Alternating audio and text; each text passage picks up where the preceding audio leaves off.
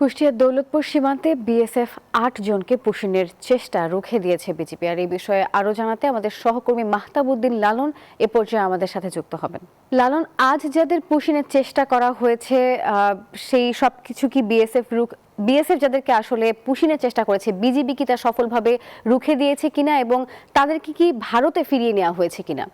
জি নাফিসা, আজকে নতুন করে তৃতীয়বারের মতো কুষ্টিয়া সীমান্তে কিন্তু পুশিনের ঘটনা ঘটেছে এবং ৪৭ বিজিবি ব্যাটালিয়ন যে তথ্য জানিয়েছে যে আজকে ভোর রাত ৫টা ১০ মিনিটের দিকে কিন্তু এই পুশিনের ঘটনা ঘটে, যেটি কুষ্টিয়ার দৌলতপুর সীমান্তের মহেশকুন্ডি এলাকার জয়পুর বিওপির ১৫২/১ এসএ পিলার সংলগ্ন।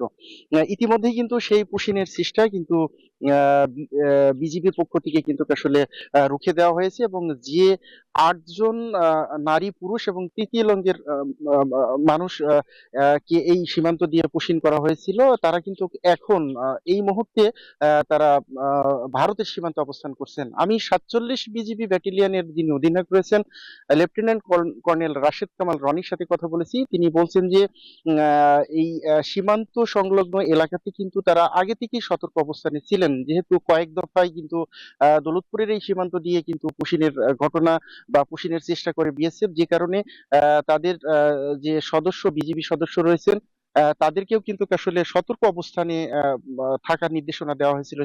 তারই অংশ হিসেবে কিন্তু আজকে ভোরবেলা যখন পুশিনের ঘটনা ঘটে তখন কিন্তু আসলে সাথে সাথেই সেটি প্রতিহত করা হয় এবং ৪৭ বিজিবির ব্যাটালিয়নের অধিনায়ক রাশেদ কামাল রনি যেটি বলছেন যে আসলে লালন, ধন্যবাদ আপনাকে।